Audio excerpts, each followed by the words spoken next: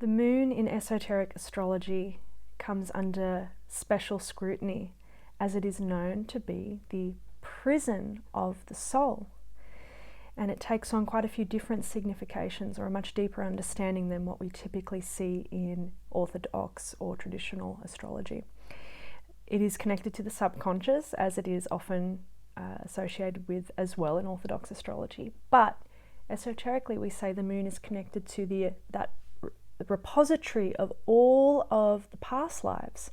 And so it is the holding faculty. Interestingly, the moon reflects the sun's light, as we spoke about with the video on the sun being connected to the physical consciousness.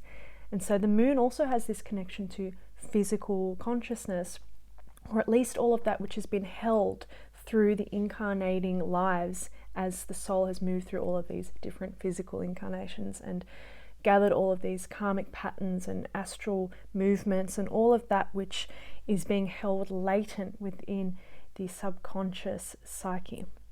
So depending on the incarnation of the particular individual and at what point the soul is in its journey of unfolding, the moon becomes a problem, but only in the way that there's an invitation for a deep healing, purification, and then a much deeper synthesis of the personality so that it can release the soul into a much deeper and more full expression in the living life.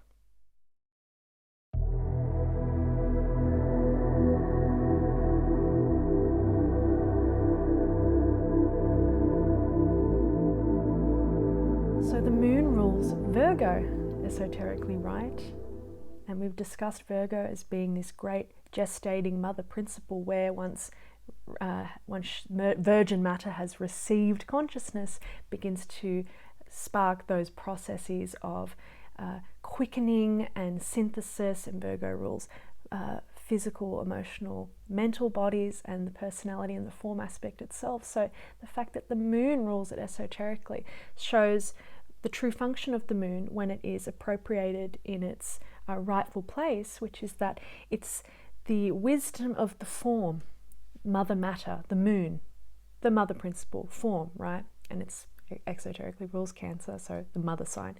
So when you've got a well-aspected moon, or if the moon is in particular prominence in the chart, if we're looking at it esoterically, if the life is expressing in a soulful way, this is someone who can bring a lot of capacity for synthesis to however it's expressing, whether it's in a therapeutic way or with groups or with organizations even, is a certain material mastery that can come with the moon. So it's not all negative, of course.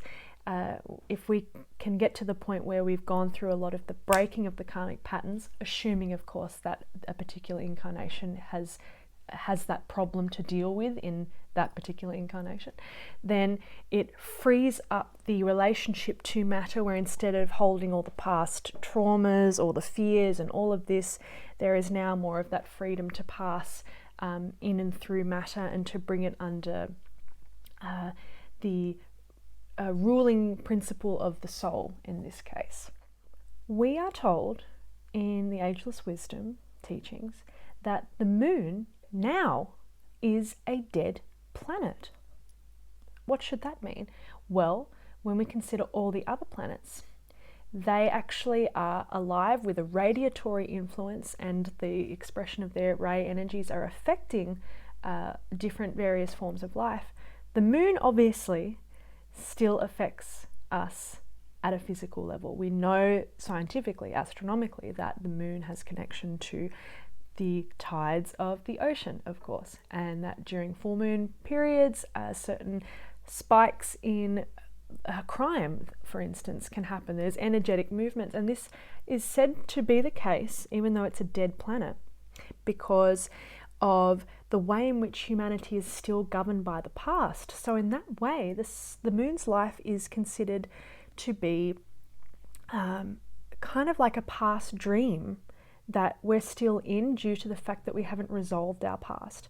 And we might say, if we want to use a practical example, let's say you've got someone who's gone through a lot of trauma and they've been taken out of the traumatic situations and they're now in a new present situation where things are really good. There's no more traumatizing happening in the environment, and yet this person is still carrying the effects of that trauma. So in that way, we could say the environment isn't technically affecting them in a traumatizing way anymore, but they are still affected by that experience of the past trauma because it's still being held within the body. So that's a good example in terms of how we can relate that at a larger cosmic level with the moon. So it still affects us because we as a humanity, as a species, still are holding on to the past, and so we're still moving with that, with those frequencies and with that astral information. So it's interesting, right, that the moon doesn't technically have, from a strong rayological perspective, it's not alive. It is said that once upon a time it was alive, and it did have a very strong influence on human beings at a certain point in our very long development as a species. But that it eventually died out, and there was a different shift that happened in our cosmology. It doesn't really matter for the purposes of this video because it's very long and complicated. But all that is to say that the moon is a representative thus of the past, and that which is no longer relevant or needed, and that which needs to be brought into consciousness, taken out of the subconscious, one of its significations, into consciousness, released, and then revealing the positive effects of the moon, which in this case is then just the ease with which we can move through matter and the three worlds. The moon falls in Scorpio. We discussed this in the Scorpio video, and that is to say that in the sign of discipleship, where when we consider Scorpio esoterically, the soul and the personality come to the point of battle, and the soul gets ready to take over. The Scorpio rules discipleship and the second degree initiation. When the soul's ready to take over the human vehicle, the personality, in this case being represented by the moon, and the congregate astral forms of the past incarnations, it's the dweller on the threshold in this instance, dies. So the moon falls in Scorpio because the personality dies and the matter is redeemed, all of the past traumas resurrected up into the light, redeemed, and the soul is triumphant, and now we've got more of an infusion of the soul into the form life. And once again, when we look at the moon from a positive point of view, if it's moving well in the chart, it's just that ability to move through matter freely and bring the wisdom of the past into one's expression in whatever way that is seeking to move. So, lunar people in particular, healers, synthesizers, esoterically considered of course, no longer expressing as those reactive, unconscious, subconscious astral movements, no longer the need to move or react out of fear, or continuing to uphold separative egotism in whatever way that's attempting to be done. And the cleansing of the body, the synthesizing of the body, bringing Virgo back into the picture. Remember, Virgo and Leo are one esoterically, where we've got the consciousness and we've got the form, and there's a marriage there, where that's supposedly the mystery of the Sphinx, by the way, from another cycle, where there's this purified form. So the moon, purification of form, therapy, healing, the release of past forms. We can also see why the moon in some cases expresses in a way that's a little bit psychic, insofar as it connects into those past astral repositories as well. That would be a lower expression of the moon if it's not been brought under the vivification of consciousness, but it certainly makes sense when we understand it to be connected to the waters of the unconscious, right? It's not uncommon to see prominent lunar placements in the charts of depth psychologists, Jungian psychologists, for instance, or people with moons in the 12th house, or in the 8th house, or even in the 4th house, the watery houses of the human psyche, to be engaging in therapy or being drawn to working out what is it that I'm carrying with me that I need to let go to live my life fully. These are all very lunar explorations here. In a more practical and immediate way, we look to the moon placement and the sign that it's in, and we play with how the ray quality of the sign that it's in and any other aspects that we see in the chart by natally or by transit, how is the moon expressing? Is there too much of an energy there or not enough? Remember, the moon waxes and wanes, so there can be a sort of lack of balance, and we see this theme actually come up in evolutionary astrology with the nodes, for example, right, where there's a working out of the relationship there. So what needs to be brought into balance and what's being held within the subconscious. And the other big key esoterically is that the moon is said to veil a planet. Veil a planet. And that planet, depending on the chart and the person and the destiny of the soul, is Vulcan, Neptune, or Uranus. Whew. So the moon is said to veil. Now let's just think about it logically. If the moon represents all of that which is held in the past, and then we are able to release and let go, then what quality of soul potency is revealed as a consequence? Okay, so when we release our deep identification with form, all of the past forms that are stuck there, necessarily we would think that we would be able to access a certain kind of soul power. So that might be Vulcan as a first ray, will synthesis force, esoteric force, Uranus as the intuitive mind. Once we break out of identification with form, Uranus has its exaltation in Scorpio, right? So the intuitive mind, once the personality has died and the soul is resurrected, the spirit is resurrected, then we have the accessing of the intuitive mind as represented by Uranus and the seventh ray in this instance. And then Neptune as well, when if we can release the past forms and we surrender into a deep universal love for humanity, letting go of our personal attachments and the me and my people and all of this, and coming into universal compassion.